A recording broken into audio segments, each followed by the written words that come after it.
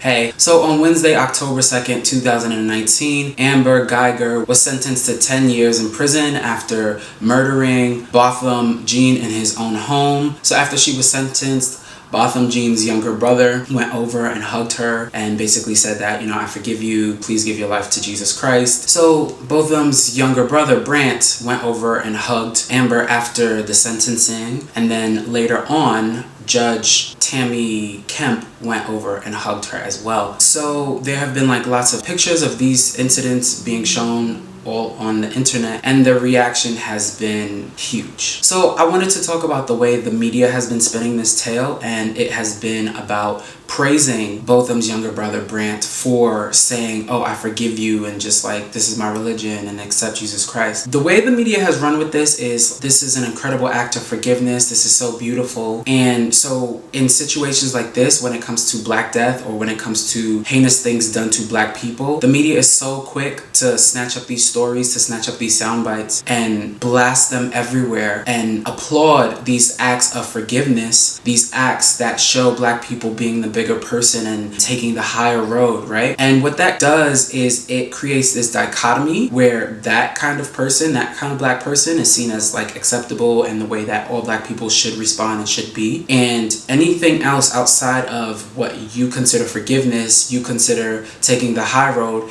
is seen as bad, is seen as punishable, is seen as angry, is seen as irrational. The way the media has reported on Amber, the killer, has been, oh, she's so remorseful, oh, she's a former Dallas police officer. They don't say that she's a murderer, that she walked into someone else's house and shot them dead in their chest, in their heart. They don't frame things in that way. They always paint things in the light of, oh, she was a former police officer, oh, she looked so remorseful, she was moved to tears. This centers white people. This centers her. This centers her life, even though she took someone else's life. So the reactions that I'm seeing online have been basically really varied. People have brought up things like Christianity being used as a tool to condition Black people into accepting abuse and accepting their lot in life, and because this is not the only life that there is, that there's an afterlife, and in heaven Black people will be rewarded. All people will be rewarded as long as they follow Jesus Christ. I've heard conversations saying that this kind of conditioning is what we're all used to. We're used to trauma. We're used to Black trauma. We're used to Black lives not mattering. We're used to being oppressed. And part of this is the media, and it's partially religion as well. I've seen a lot of conversation conflating forgiveness with accountability and absolution. And this is one thing I do want to warn about forgiveness and people who demand forgiveness from you, who do not respect your humanity and your autonomy not to forgive them. They hold you in a box, they hold you in a cage. Forgive me right now, or forgive me in 2 days or in two years. Forgive me when I say that you should forgive me, without actually properly acknowledging what they've done. And now this goes beyond Amber now, right? This is really a larger, broader conversation about the media. This is a larger, broader conversation about the police department, which Dallas police has done a terrible job. This speaks to law enforcement and things at every step of the way, especially when you're talking about Black people and Black life. This is a constant in this country. Black people are policed more heavily than any other race. Black people are given longer sentences for smaller crimes. When Black people are murdered, when Black people are hurt, they are not brought to justice. A lot of times they get off,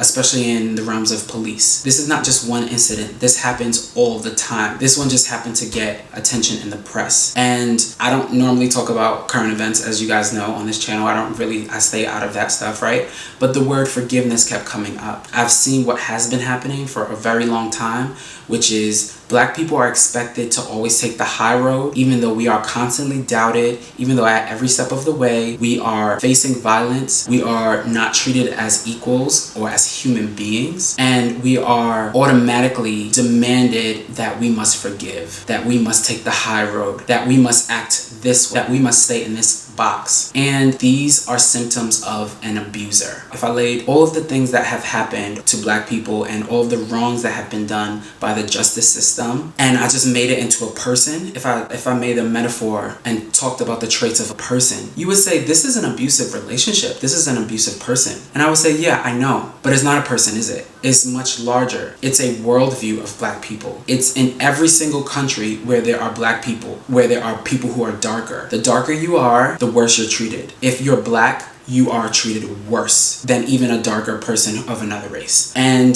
this is abusive. Demanding that the black community forgives this incident, forgives this miscarriage of justice, is abusive. Now, I just wanted to read something from my book very briefly. Don't allow anyone to confuse the meaning of this book. My message is not about taking anyone's shit or turning the other cheek.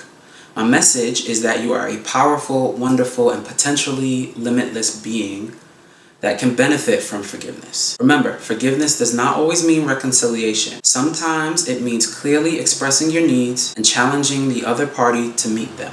And sometimes forgiveness means letting go of thoughts, behavior, rules, relationships, traditions, beliefs, religions, institutions, and governments that do not enhance you in the way that you would like. That's what I wanted to be the takeaway of this video. I wanted to talk about the abuse that the black community is continually put under and how deeply racist it is to demand for black people to forgive the horrors of racism. There is no accountability. There is no, these are the ways that I messed up. I made a video about how to say sorry, how to apologize, and one of the points that I stressed in it is before you say you're sorry, you have to understand what you're doing wrong and what you've done wrong and what's happened, and you have to lay it out, and then you come up with a plan as to how you're gonna fix this and how you're gonna make sure this never happens again. There has been no such plan on the part of white people, on the part of the government whose job it is to do these things, on the part of the police department. There has been no formal apology. There has been no accountability. There has been no plan of how these wrongs are going to be righted. And that is the issue that I want to talk about today. I would love to hear your thoughts. I would love to hear your comments about this.